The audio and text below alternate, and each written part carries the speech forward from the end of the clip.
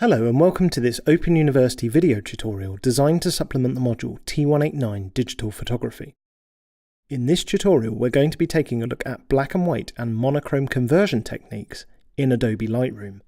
Creating a black and white image can be very useful in several different circumstances, and the T189 study material will give you much more information on this.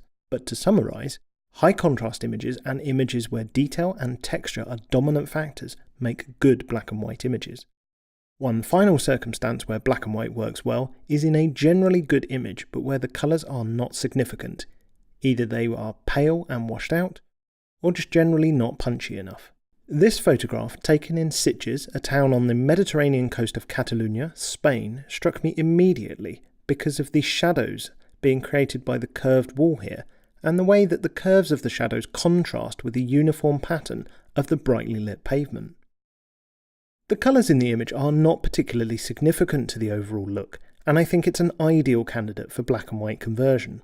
The first method for conversion to black and white in Lightroom is the OneClick black and white function over here on the right.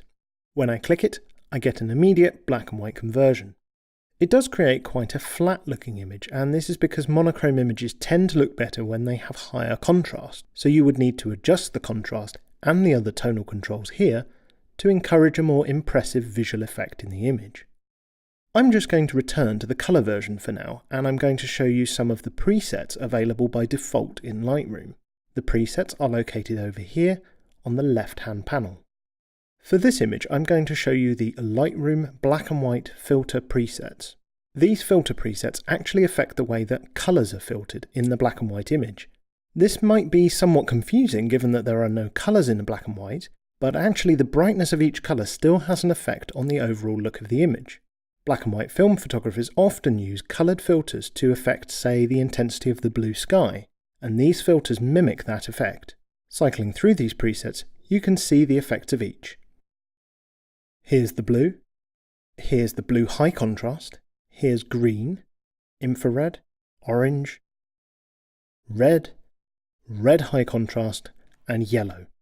I'm going to choose the red filter here because I like the effect, but the high contrast version is a bit harsh for me. The next thing I'll do though is immediately adjust the contrast because I think I can do a better job through a more subtle application of the tool. I think we've protected the highlights a little better using this technique. It's already looking good, and I'm going to use the clarity slider to enhance some of those local contrast areas, especially on the pavement.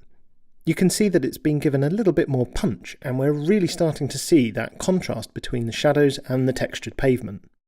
The final thing I'd like to do is just crop it a little, because much of the upper part of the image is largely irrelevant and distracts from my intended point of interest.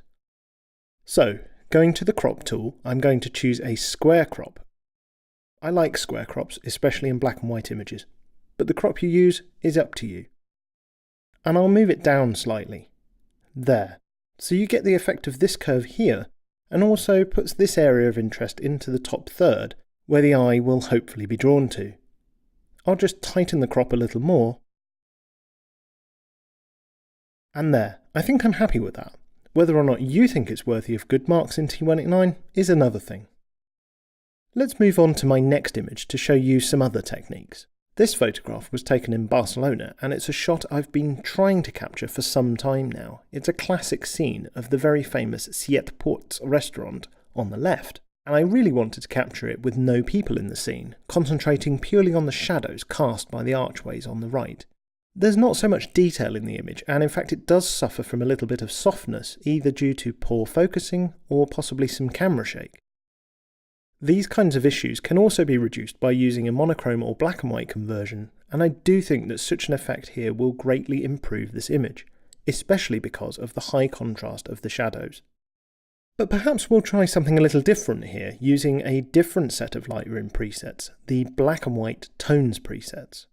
These allow you to affect the colour tint used in the image, so the effect is not really black and white, but could be considered monochrome. I'll quickly cycle through these. We've got antique, antique light, cream tone, cyanotype blue, selenium tone, which is pale, sepia, and the split tones, which apply different tints to the shadows and the highlights. I'm going to choose cream tone as I like the effect that it produces. By default, you can see that the preset has increased the contrast, but I'd like to push that even further to really emphasise the contrast in the shadows. I think I can even drag the shadows down a bit more to enhance this further. And I think I'll soften the effect on the highlights here, making it slightly less dramatic in the arches. Again, I'll apply some clarity to enhance the detail in the image. It's always worth playing with the clarity slider in a monochrome image. I think that's given the image a good look, and I'm fairly pleased with it. I'd need to play around a bit more to get it just right, and another effect that I like to use in monochrome images can be found here in the Lightroom Effects presets. And choose a vignette, which will darken the corners of the image, giving it an old monochrome effect, while also focusing the attention on the centre of the frame. Here's one, and here's the other. I really like this kind of dramatic vignette, which balances well with the scene, so I'll use that. The significant problem that remains is that the furniture in the foreground is quite underexposed, which is a shame because it did add something to the scene. In a later tutorial, we'll come back to this image and take a look at using the effects brush to adjust the tones of an isolated area like this. In the meantime, have fun experimenting with your own black and white conversions.